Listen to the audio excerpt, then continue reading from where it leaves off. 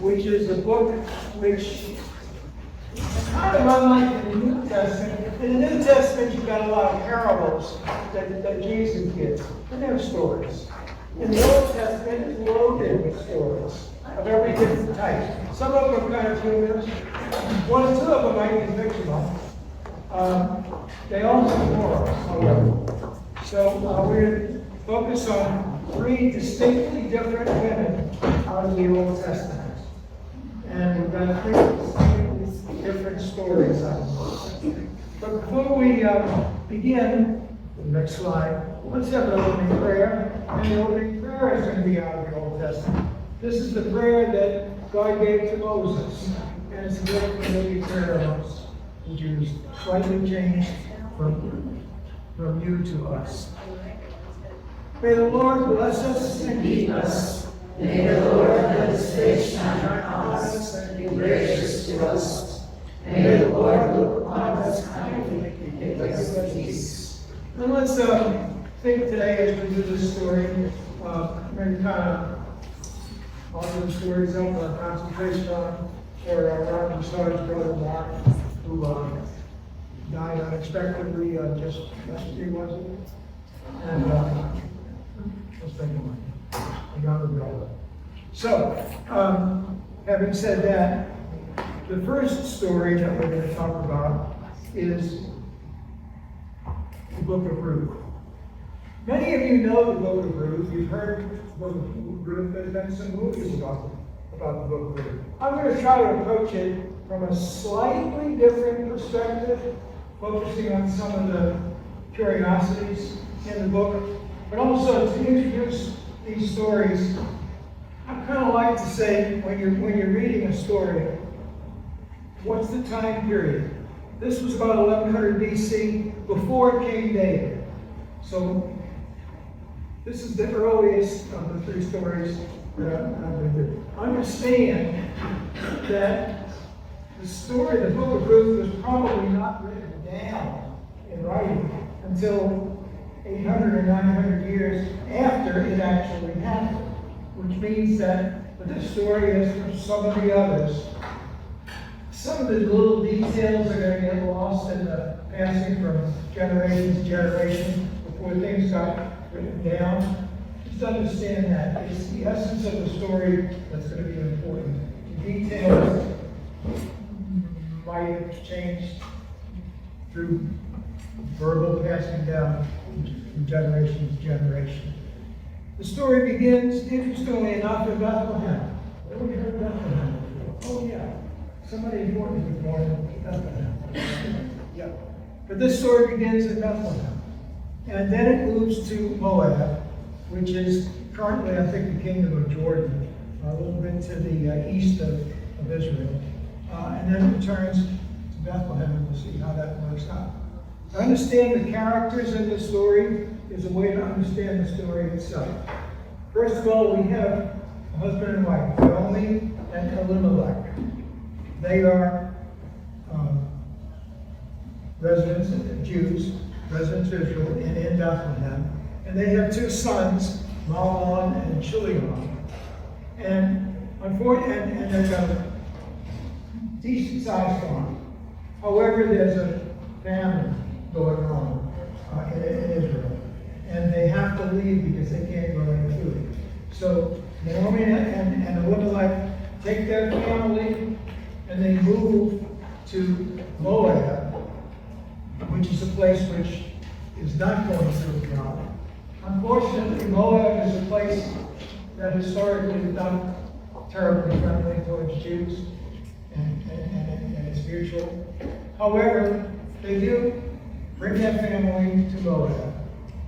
And Ruth is the person who marries one of their children, the older Mahlon. And Orpah, I have not misspelled that. Orpah, perhaps another person well known to you might have misspelled her name, but I'm not going to say any more about that. Orpah married the other son of Naomi and Elimelech. And then there's a person named Boaz, who we'll see about a little bit later on in the story, and another person not named, but a close relative of Elimelech's. So that's the setting, the cast of characters. I think we move to the next slide now. Yeah. This story does have a festival that is currently still celebrated in the Jewish community. And it's the festival of, I'm not sure I'm pronouncing it right, Shavuot. And it's the celebration of one of two things. The thing that's better to think about is the beginning of the wheat harvest is a celebration. And it also coincides with the giving of the Torah on Mount Sinai, the Lord giving it to Moses. The next date of this celebration next year, think about it, May 21st to 23rd, 2026, will be the next date for the celebration of Shavuot. Finally, this book, unlike some of the other books which I'm going to be talking about, is widely accepted by Jewish community and Protestants and Catholic community. And while the details might be a little bit fuzzy, it's probably, almost certainly, an actually true story. So that's the setting of the story. Now let's get into it. Okay, yeah. All right. So Naomi and Elimelech go to Moab, and their two sons marry two Moabite women that they find. So now you've got 3 women and 3 men. And I don't have any explanation as to why this happened. But while they're in Moab, Elimelech dies, Mahlon dies, and Chilion dies. And it's going to be the first question I think we can ask ourselves. What happened in Moab that these 3 men all died? Was it natural death? We really don't know. We're pretty stuck with it. But I think it's kind of odd that you've got 3 men, 3 husbands, and they all died. At any rate, don't know how it happened, but it happened. And this left Naomi, Ruth, and Orpah all as widows. Naomi is an older widow, Ruth and Orpah younger. And the good news is that about this time, enough years have passed, the drought is not existent anymore in Israel. So you can move back to the place that you came from, and Bethlehem, and expect to be able to grow crops. Except these are 3 widows. Widows at that time can't really do much of anything at all. They can't own land, they can't own money. They can't run a farm independently, or it's not acceptable for them to do this. So they can have a hard time. Naomi is going to go back to Israel, because that's where she's from in the first place. She tells her 2 daughters-in-law, why don't you stay in Moab? You are Moabites. You have people over here. You don't have any people otherwise. Because the 2 girls initially said, we're sticking together. But Naomi tells them very forcefully, no, go back to Moab. You can do better this way. Orpah decides that she is going to go back and rejoin her Moabite family. Ruth says, no, I'm sticking with you. Before I get into the next slide, this gets us to reading number 1. Now, please read the beginning from reading number 1. Okay. Naomi said to her 2 daughters-in-law, go back each of you to your mother's house. May the Lord deal kindly with you, as you have dealt with the dead and with me. The Lord grant that you may find security. Then she kissed them, and they wept aloud. They said to her, no, we will return with you to your people. But Naomi said, turn back, my daughters. Why will you go with me? Do I still have sons in my womb that they may become your husband? Turn back, my daughters. Go your way. Then they wept aloud again. Orpah kissed her mother-in-law, but Ruth clung with her. Ruth said, "Do not press me to leave you or to turn back from following you. Where will you go? Well, no. Where you go, I will go. Where you lodge, I will lodge. Your people shall be my people, and your God my God. Where you die, I will die. There will I be buried." When Naomi saw that she was determined to go with her, she said no more. That's the most remembered part of the story. I couldn't get past that without giving you a moment of Perry Como.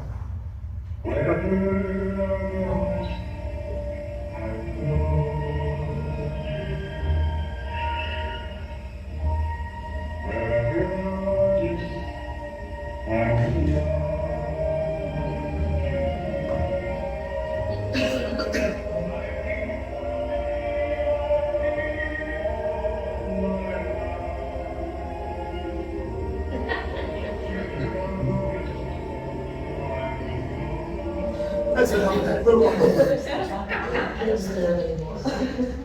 Okay, but it's such a good song. I mean, it's such a, it's what you remember the story of Ruth by. Ruth's love and affection and loyalty to Naomi makes this a compelling story. You have that much. But before we proceed on to the next little aspect of the story, think about the other daughter-in-law, Orpah. Orpah decided to stay in Moab. Now, there's good reasons why you could play it either way. And if you're speculating, did Orpah have such a strong family in Moab that she just simply didn't want to leave them? Or was Orpah afraid to go to Israel or Judah because she wouldn't be welcome there?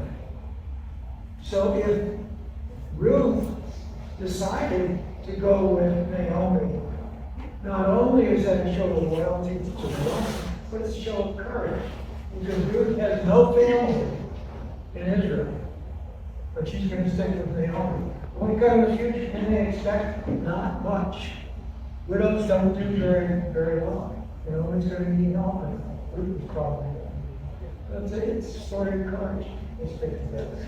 But I don't blame Orpah for not going, because it's you get torn. You get torn. You can understand this, and it happens either way. Okay, so we've done this. So what Orpah's out of the story. That's all I'm going to say about Orpah. Now we go over to Naomi and Ruth. What happens when they get there? Well, the only way that they can even eat is if Ruth, being a younger person, can talk to farmer who's got a crop and permits people to go out and glean, being in this case wheat. If they've gone and collected the wheat mainly and the leavings on the ground, that's a good word for gleaner. So this is the job that Ruth takes on. And when it happens, Naomi remembers, oh yeah, we've got a lot of wrong to this. But I don't think of my former husband. And his name is Boaz. So we watch what Boaz is from and said, until last week, I'll be able to lean them. We got some wheat from him. And he does, and they don't. Boaz takes one look at Ruth, and it's all over. He is older than Ruth, but he's not married, as far as we know. And Ruth takes a shot. And it turns out that he is actually a relative of Naomi's husband. And so it's like Naomi has asked him, could you let this daughter-in-law of mine leave from your property, and we are related, by the way. Man, no problem. Not only does he let her clean, but he makes sure that she finds big pockets of grain everywhere she goes. When she leaves her day of gleaning, she's got all she can carry, thanks to Boaz. And it doesn't take very long before the real charm develops. think he's going to have a reading on this. I think this would be a good time to take reading number 2, because Ruth says, why are you being so kind to me? And I think reading number 2 is about that. Ruth speaking to Boaz. Casting herself prostrate upon the ground, she said to him, "Why have I found favor in your sight, that you should take notice of me when I am a foreigner?" But Boaz answered her, "All that you have done for your mother-in-law since the death of your husband has been fully told to me, and how you left your father and mother and your native land and came to a people that you did not know before. May the Lord reward you for your deeds, and may you have a full reward from the Lord, the God of Israel, under whose wing you have come for refuge." Then she said, "May I continue to find favor in your sight, my Lord, for you have comforted me and spoken kindly to your servant, even though I am not one of your servants." Okay, so Boaz not only did he come by her, he said, "Oh, please understand." You know, he's done his homework. So we can cut to the chase now. Boaz, after inspection, he got funny property laws back there, because Elimelech did in fact own some land before he left to go to Moab, and that land was still considered Elimelech's trust. And by the law of the time, if Elimelech had a child, that child would be the inheritor of that land. It gets a little more complicated than this one. Which means that somebody who's a decent, relatively close relative to Elimelech could actually purchase the land. This couldn't be sold to anybody else. And if you purchase the land, there were some conditions that come along with it. One of the conditions was it has to be the first choice goes to the closest relative that Elimelech had, which was not Boaz. It was somebody else had. Second condition was if you took the land, you took whatever else went with it, that would include subsistence for Naomi, and that would include taking Ruth, who was the wife of Elimelech's son, who's dead, and taking her as a wife and having a child by her, and that child would get the property. So that's a good of a condition that it's established. Did it have to be a male child? Yes, it did. Yeah. Okay. So the closest relative of Elimelech is not named, so I can't say what his name is, because I don't know what it is. But Boaz goes to him and says, "You don't have to do this. You know, if you buy this land, you're going to have to take Ruth from you. You're going to have to try to get a child by Ruth. And if you succeed in having a child, you're going to lose the land, because you're going to have to give it to that child right away." That's not very good, because this closest relative actually has some other women. And so he said, "Oh, gee, that's going to mess up on me." And that was something that's my existing. So Boaz is very small. He's out of the picture. That makes Boaz next in line, piece of cake. Boaz buys the property.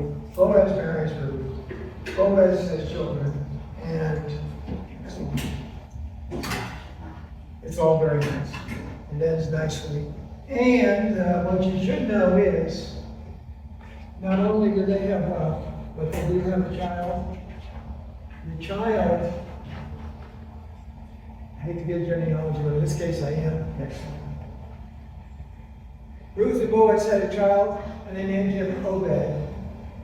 Obed became the father of Jesse.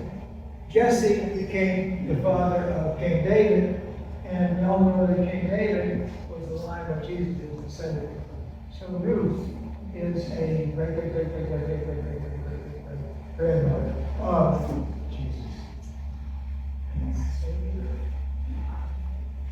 Pretty good story. Yeah.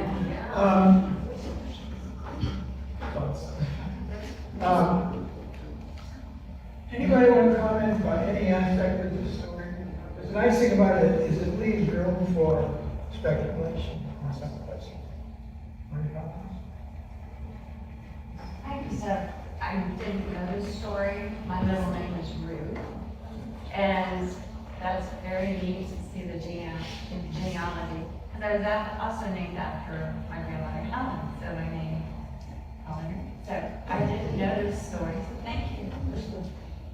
Ruth is a nice name, yes.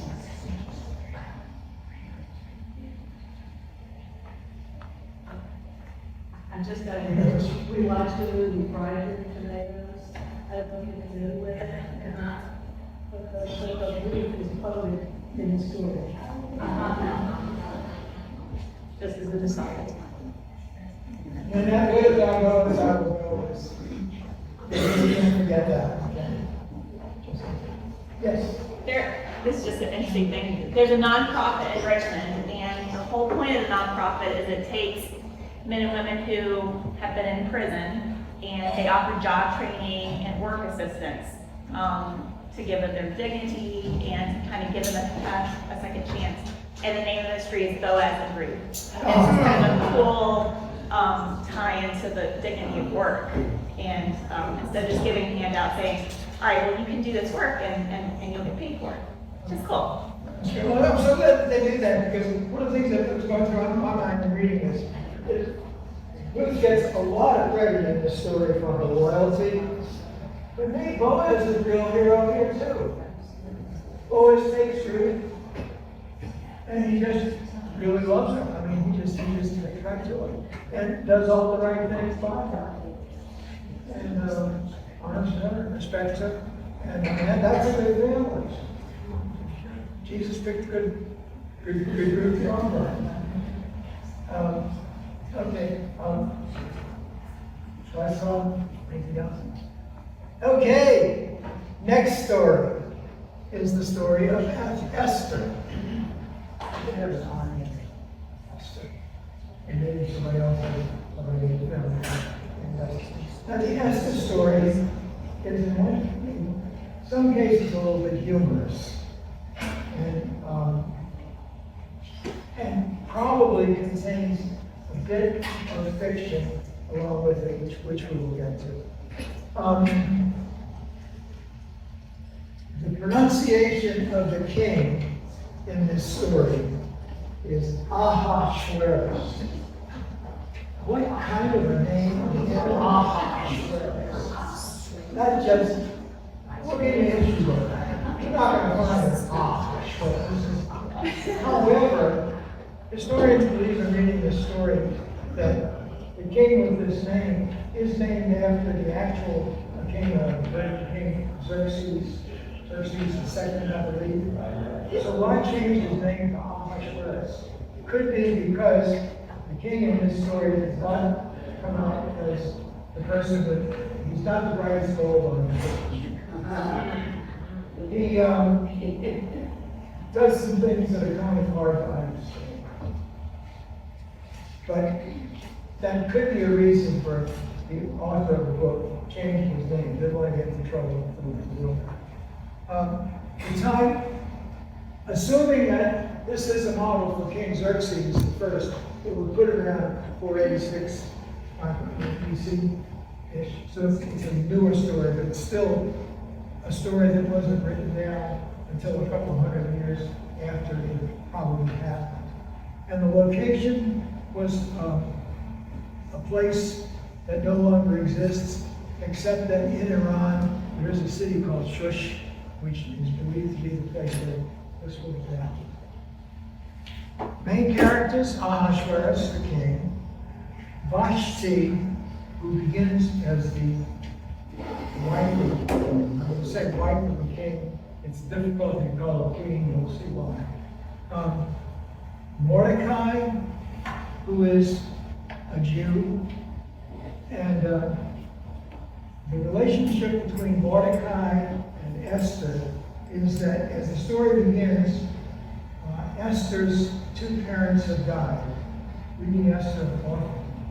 And Mordecai, a relative, takes on Esther as a foster father, godfather, an adopted parent.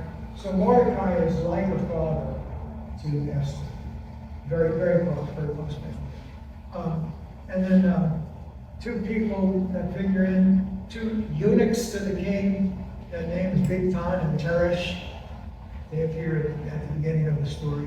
And a guy named Haman. We'll hear about what Haman does. This story of Esther is also associated with the Jewish festival, a big one, bigger than the wheat festival. The festival, I'm not sure how they pronounce the right name. Martin, maybe you can help me, you got some people. I'm going to say Purim or Purim. Purim. Okay, got you. That's good. Purim. It's a major festival. It's a 2-day festival, and it celebrates freedom of Jews, for Jewish people, survival. It celebrates the survival of the Jewish people when they were under serious threat of annihilation. Again, there are some possible errors in the book.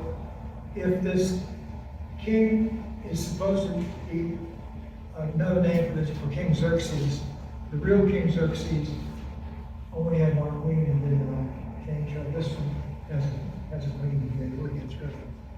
And there's something about the remains of Mordecai and Esther, which have a little bit of down in Iran, which have a bit of uncertainty associated with them. So there's a few facets of this book where there could be some fiction. So let's move right along. Here's the deal. King Ahasuerus was the ruler of like half the world, 127 provinces of his kingdom, and he just booked his all out. And boy, did he like to throw parties. He threw parties for everything. When he threw a party, it would be a festival that would last for a year. He would invite big, important people from his land and keep him wine and dine for a year, or maybe a shorter one, maybe a 6-month party. And for one of his parties, while he was wining and dining, his queen, Vashti, also had a slightly lesser party for women friends. And I think everybody was as elaborate as the kings had only went 2 or 3 weeks. And near the end of Ahasuerus' party, he decides he's so infatuated with his queen Vashti that he orders her to appear before his assembled guests who were drinking for a meal now. And just appear before them. And she refuses to do this. Now, why would she refuse to appear? I got a feeling it's because Ahasuerus had some things in mind for her to do when she appeared before her male friends.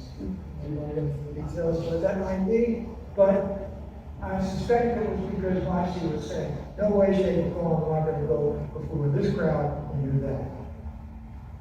I think all the book says is that she did.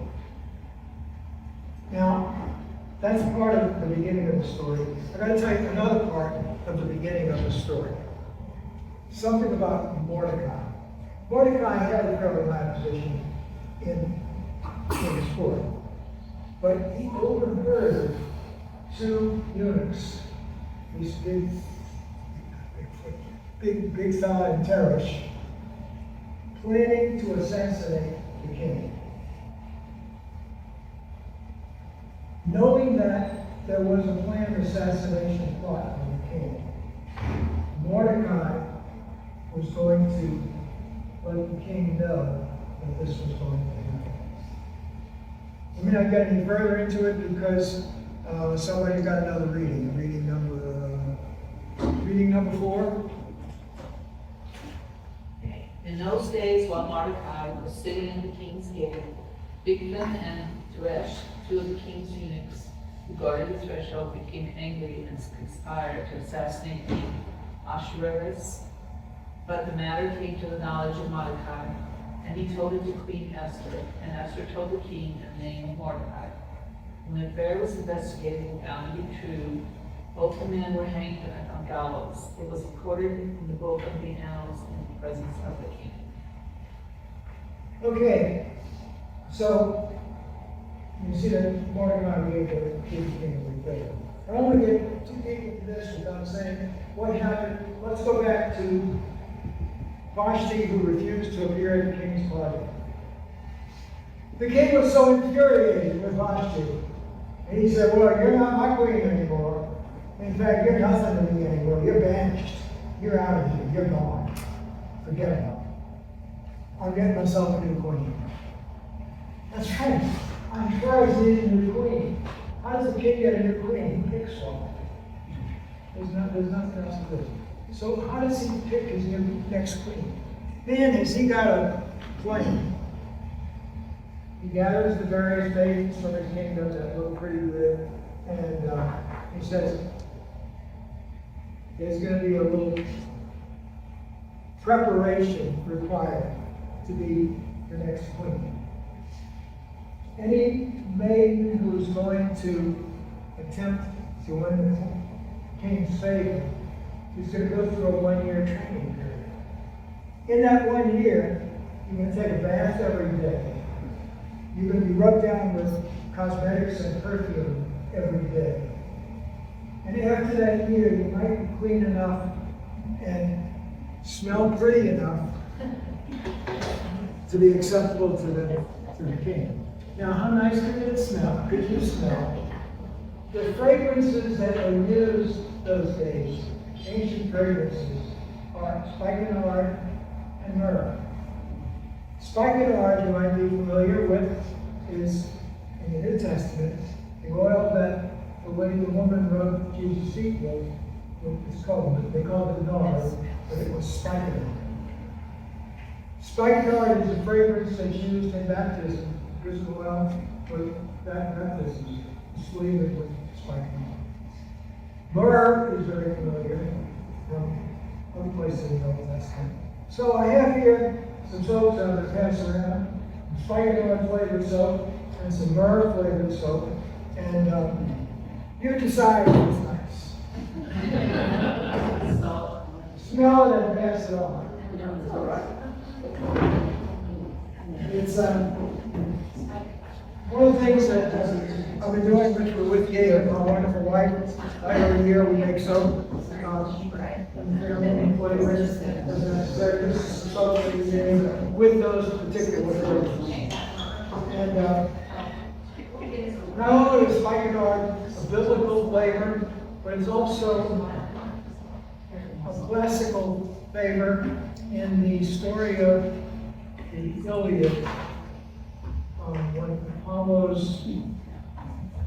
Achilles' companion was dead, he rubbed his body with spikenard and says, so it's a classic fragrance, and it's really nice. If you had spikenard, you were living high.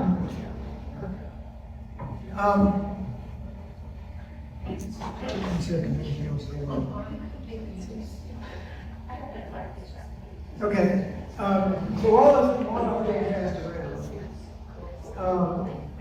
So please enjoy the flavor.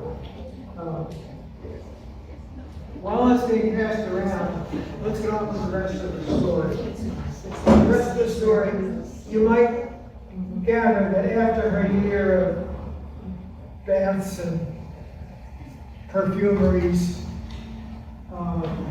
Esther probably smelled pretty good because Esther was one of the young women who who was preparing for the king. And by the way, did I fail to mention that Mordecai and Esther were both Jewish? But they were hiding their Jewishness. Because at the time, it was near the end of the Jewish race being in slavery to the Persians. And near the time that the Persian Emperor Cyrus was going to free them from slavery.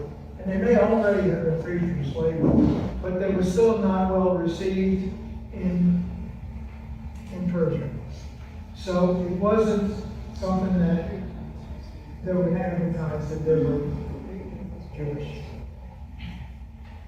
There was another guy in the king's court named Haman, who rose to great authority for the king. In fact, the king promoted Haman to the second position in the whole 127 province kingdom of Persia, and told Haman, you know, you are just the biggest guy here, except for me, of course. You're the biggest guy here, and you're worthy of obeisance from the common folk. So Haman took this very seriously. Everywhere Haman went, he had to bow before Haman. And the Lord would be best Haman. And it turned out Mordecai refused. Mordecai says, I only bow to God, and you're not God. I will not bow to you. And in the course of doing that, getting the explanation, hey, what's the matter? Why don't you bow to me? You're supposed to. Haman discovers that Mordecai is Jewish. So Haman says, well, since you won't bow to me, I should kill you. In fact, I intend to. But I am so infuriated that not only am I going to kill you, I'm going to kill every Jew I see around here. Make sure that they're all gone.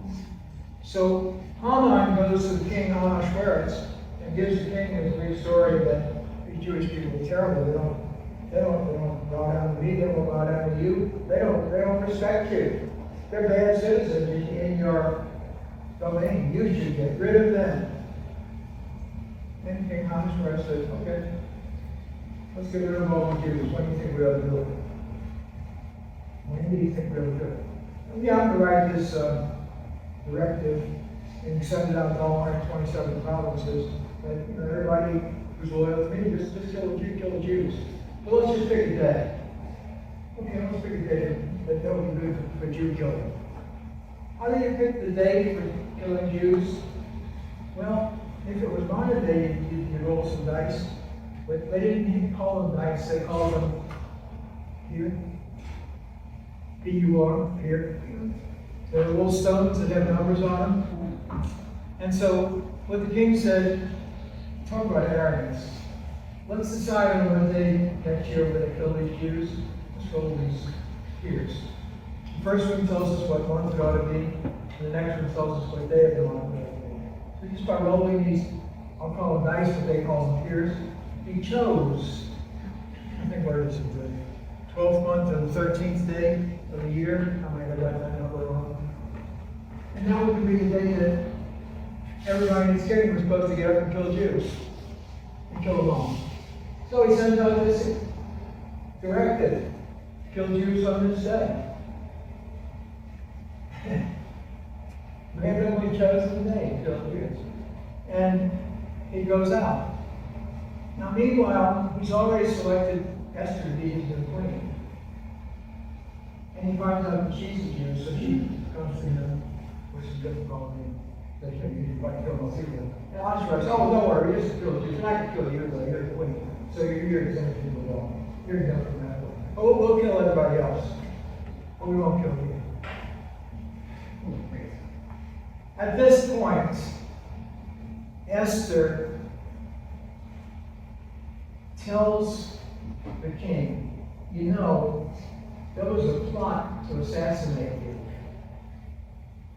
framed by two eunuchs And you were saved from that assassination because a Jew, Mordecai, came to me to tell you that there was an assassination plot against you.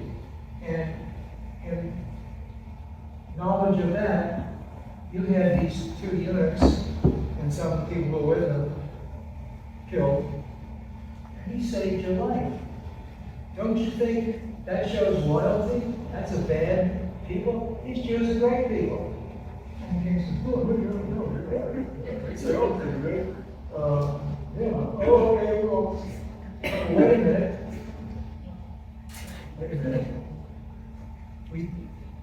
The edict that I sent down that says everybody goes to the state, I can't withdraw an edict which I've already given. That's just not what kings do. Once you make a law, it's the law. So that's the law. Sorry. I think, is there another reading? Did we win that reading on 5 yet, have we? Can I pick up on reading on 5? Yeah. After these things, King Ahasuerus promoted Haman and set his seat above all the officials who were with him.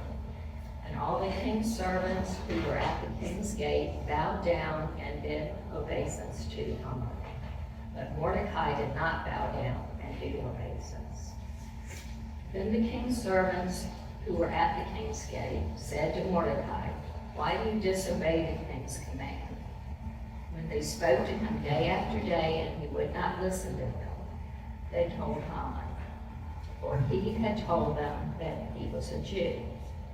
When Haman saw that Mordecai did not bow down and do obeisance to him, Haman was infuriated, but he thought it beneath him to lay hands on Mordecai alone. So having been told who Mordecai's people were, Haman plotted to destroy all the Jews, the people of Mordecai, throughout the whole kingdom of Ahasuerus. I should have had you read that just a little bit earlier, because I already given away that whole story. There you go. That's the story.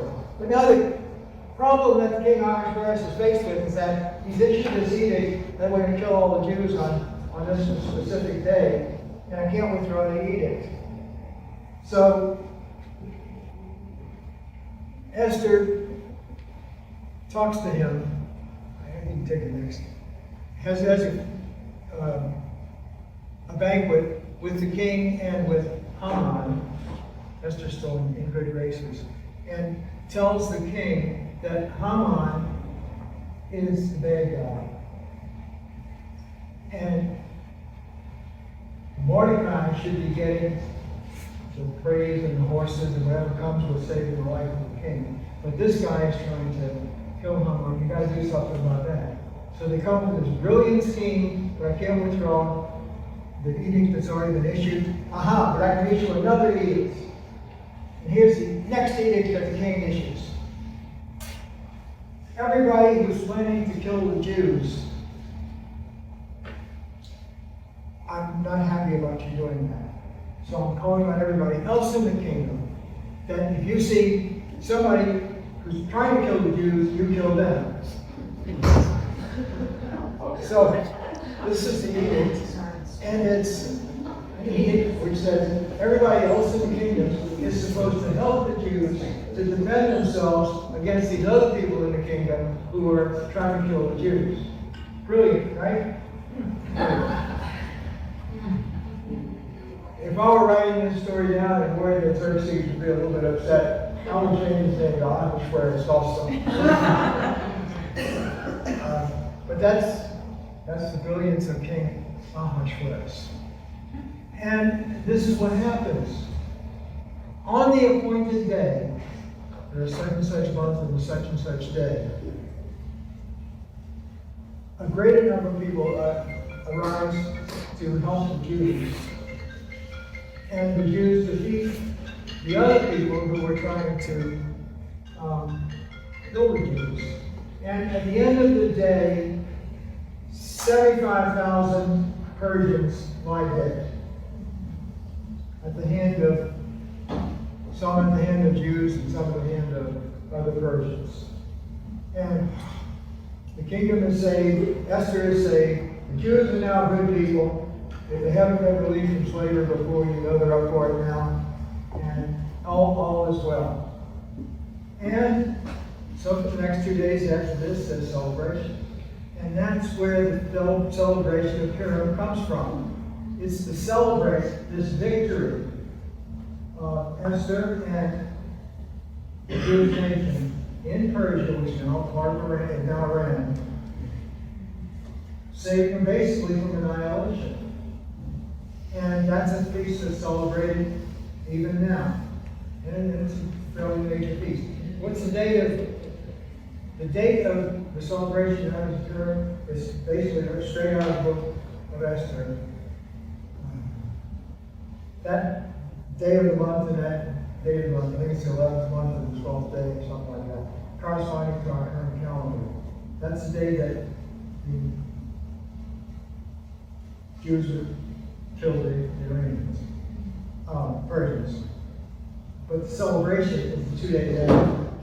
So that's why the Feast of Purim is 2 days, and it's the 2 days following this day that they would have been executed. And just a little asterisk here, a little sideline, a little FYI. When the Jews annihilated or killed these Iranians, all they did was kill them to save themselves. They didn't plunder or loot their livestock or their possessions, because there was another biblical passage that we hear. It's another long story, but it boils down to, if you have an enemy and kill the enemy, just do what you have to do. Don't profit from it. But they were not going to profit from it. They were simply going to save themselves. And that's the story of Esther. And is there one more slide? Oh yeah. That's one more little afterthought.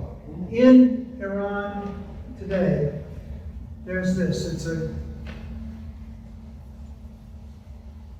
mausoleum. It's a temple which is rumored to contain the bodies of Mordecai and Esther. And it's a tourist attraction in western Iran. And it's believed to be, or it's held to be, the tomb of Mordecai and Esther. There is a bit of a problem in this, in that building was built in the 16th century AD. Yeah.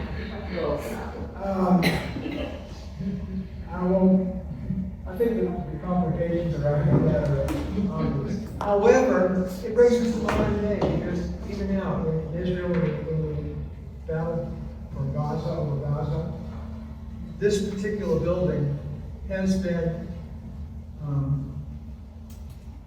trashed several times in the last couple of years by Iranians, because they take it as in response to what the Israelis are doing to the Gazans. They have attacked this. It's happened very now. It's going on now because the people that are around are saying, "Why should we honor the Jews? They killed 75,000 of our brethren." Well, there's a story about it. They had help from their own people, but they haven't. So that's the story of Esther.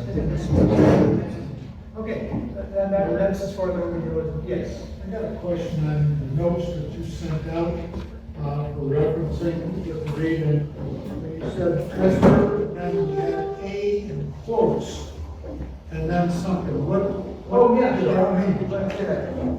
And when you open up the book of Esther, what you'll find is that we're writing it as if it's the same book.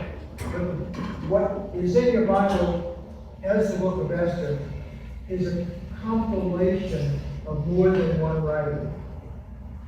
And so identifying them as chapter and verse becomes a little bit awkward. When I said the first reading is,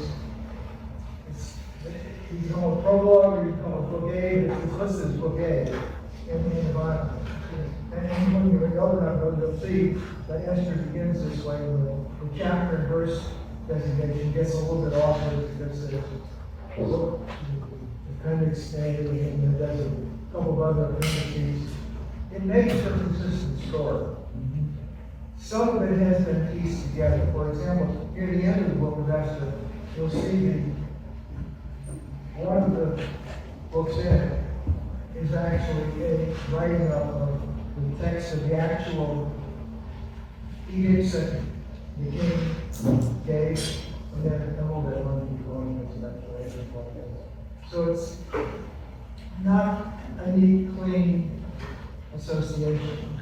Again, it's part of the problem that we write something down several hundred years after it's happened, there's clearly more than one author. It's the same story, but more than one person telling it.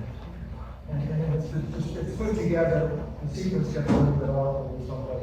For example, think about Mordecai, finding the assassination plot in 2 years.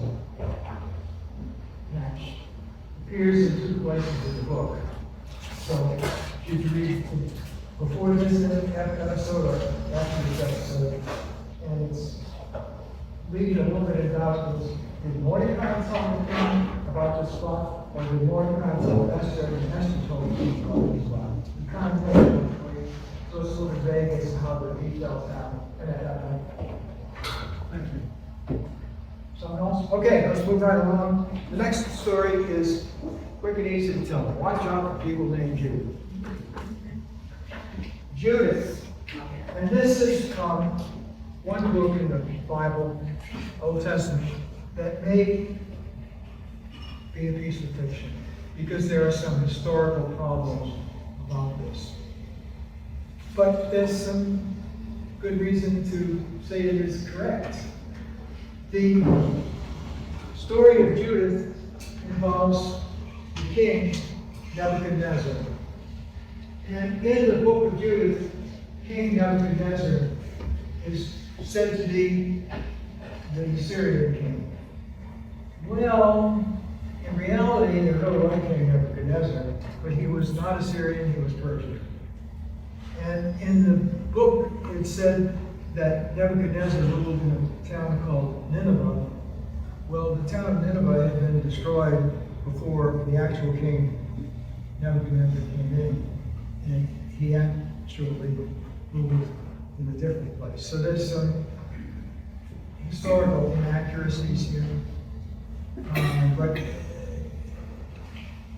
assuming that Nebuchadnezzar, who lived around the time on that, 593 BC. The story is going to be about King Nebuchadnezzar coming over to Israel and attacking with the force of this general, this Holofernes, using Holofernes to wipe out village after town after town after town after town. It goes through a whole series of places that Nebuchadnezzar leaves in ruins, and which is why I was kind of eliminate that part of the reading. It's a little bit tiresome hearing about the names of all these places that he devastated. The story is going to begin that Nebuchadnezzar has reached the town of Bethulia, and another problem is that there's no such place as Bethulia. So it takes a historian to see what place that they're talking about. Well, there's a town, city, that's about 30 miles north of Jerusalem called Shechem, and it could be that Shechem was the town that Holofernes was going after. We're calling it Bethulia. The word Bethulia in Hebrew, I think, means house of God, house of God. So let's say Judith lived in a place which we shall call Bethulia. What's the historical reality? Well, it turns out that Nebuchadnezzar actually did get as far as Jerusalem and sack Jerusalem.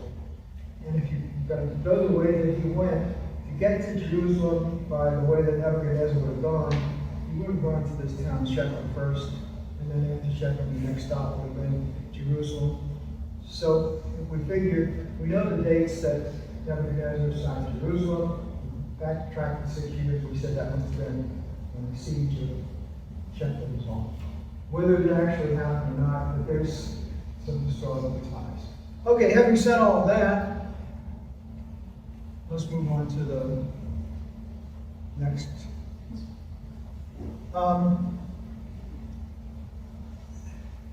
The Jewish writings don't quite accept this. There is no festival associated with the book of Jude. And it's apocryphal for the Protestant Bible. It's not the Protestant Bible. It's only the Catholic Bible that has that uses the book of Jude. So why is it in the Catholic Bible? Well, it's in the Catholic Bible because we have figured there are some okay historical references that might be correct. And the story itself is a worthy story. The story itself gives a good moral. And it may be true, even if it's a creation, something that's been created. It's a worthy creation. Hey, go back to Genesis and the way the 7 days that God created the earth. Now, I have a scientific background, and I can guarantee that's not exactly the way the earth was formed, but it is a good way to say it, because the message there is that not the details of the creation, but the fact it was God who did this. Now that's an important story. So the same way we've got a good story here. It's pretty simple. And I can tell the story of Judith very quickly. You have to accept that. Holofernes, who was the general in charge of, God knows how many people he was in charge of. I think the reading.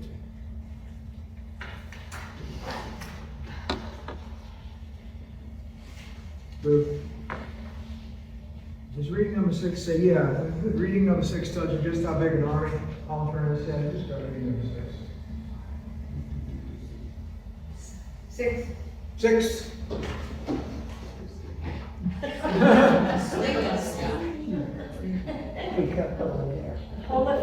Holofernes ordered his whole army and all the allies who had joined him to break camp and move against Bethulia, and to seize the passes up into the hill country and make war on the Israelites. So all their warriors marched off that day. Their fighting forces numbered 170,000 infantry and 12,000 cavalry, not counting the baggage and the foot soldiers handling it, a very great multitude. They encamped in the valley near Bethulia. When the Israelites saw their vast numbers, they were greatly terrified and said to one another, "They will now strip clean the whole land. Neither the high mountains, nor the valleys, nor the hills will bear their weight." Okay. Just a little thing. When you're reading something in the Bible, the people who write the Bible are not real good with numbers. This guy Holofernes had this army with, like, altogether with the cavalry, 200,000 people plus followers along. That's probably greater than the actual population of Israel at the time. And it's doubtful that he would have had an army exactly that big. But let's just say he had a very big army. The numbers here are a little bit carried away. They tend to be a little bit carried away. Nobody was counting. However, he does this gigantic army, and he puts siege on the town of Bethulia. And so there's no water in Bethulia. And the people in Bethulia are ready to give up. Except here comes Judith. Judith has a real distinction in the Bible. She's the only woman for whom complete genealogy is given. Instead we can skip through genealogy, but not this one. The Holy Woman is complete genealogy, and the only woman who's identified as being personally wealthy. Her husband died, and she inherited his money and his land. She personally, a woman, inherited that money from that woman. She owned it. And she was important enough that a complete genealogy of her would be given. So she was a big deal. And she was brave and she was courageous. And she said to these men, you don't just give up. You want to be slaves the rest of your life to this guy? No. That's not acceptable to me. I've got a different plan. I'm going to do it. You just let me do what I need. I think that we can move along to the next slide. Yeah. I didn't want to say any genealogy, but if you give that much of a genealogy for anybody, you're talking about somebody important. No woman has a genealogy that long.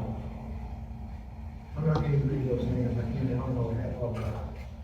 But just to show that whoever wrote this book was trying to show that this was a real person. So it's pretty simple. Judith is very pretty.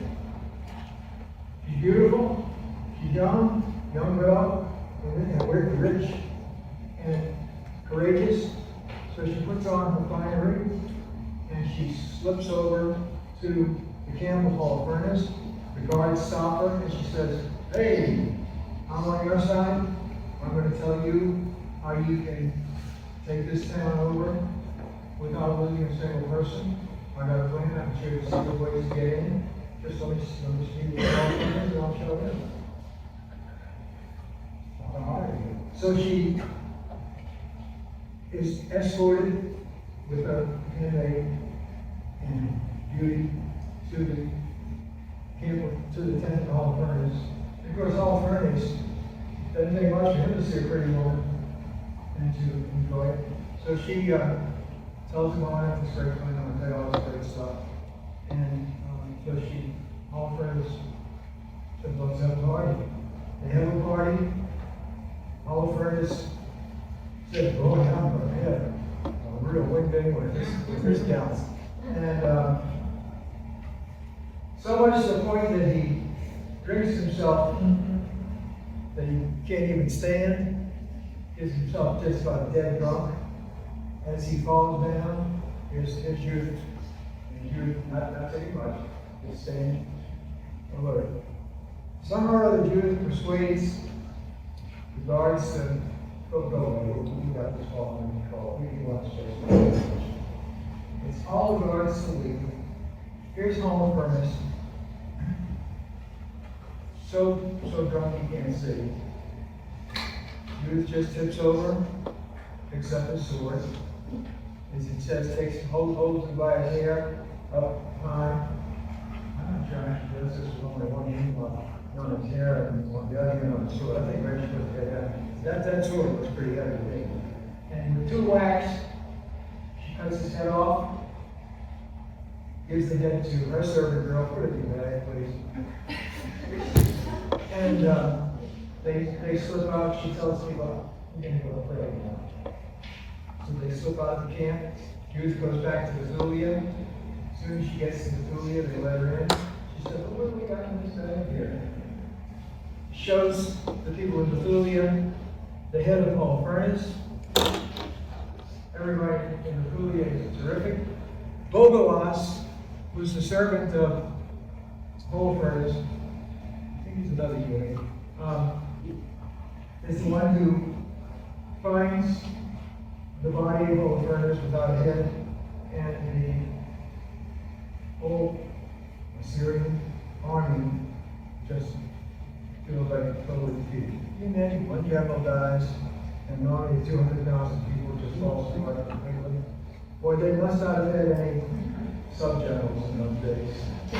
One guy who does it all without any of you, nothing. But that was it.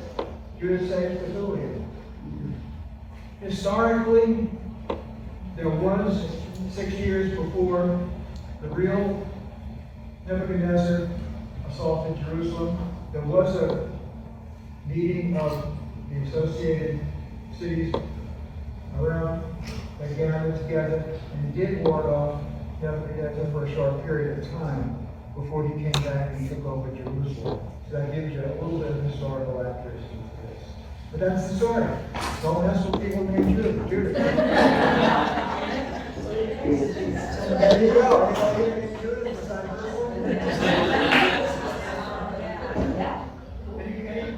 otherwise I'm done. I'll say it. Well, yeah.